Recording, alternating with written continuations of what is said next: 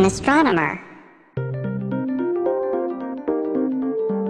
Why aren't there any green stars? When we first look into the night sky, it seems like all the stars are glowing faintly white.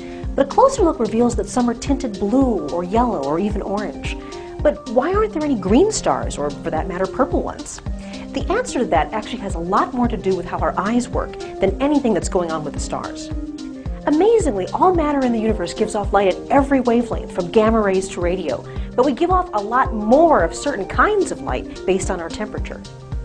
This is called black-body radiation, and a graph of how much light comes at each temperature is called an object's black-body curve.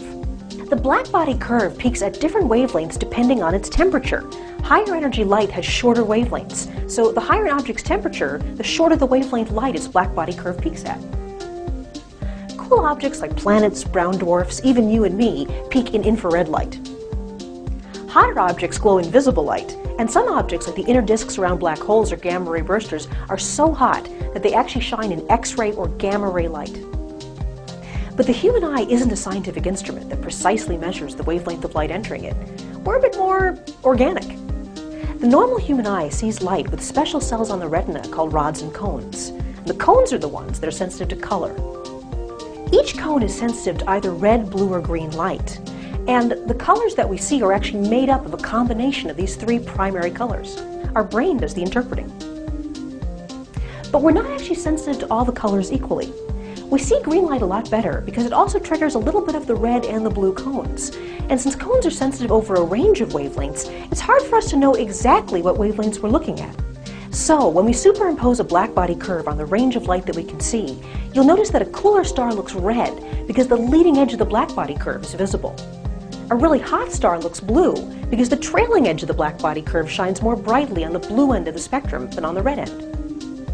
But if a star is exactly the right temperature to peak at the wavelength we see as green, well, the black-body curve also triggers the red and the blue cones, so we kind of see it as white. In truth, our own sun peaks in the yellow-green part of the spectrum, but it doesn't look very green to us. And remember my question about purple stars? Well, the most massive stars in the universe are so hot that they actually peak in the ultraviolet part of the spectrum. But our eyes are just not very sensitive to purple light, so these stars look more blue to us than anything else. And stars that really peak in the green basically look white. Realistically, stars come in every color. It's just that we don't see them that way because of a fluke of how our eyes evolved. For Ask an Astronomer, I'm Dr. Michelle Thaler at the Spitzer Science Center.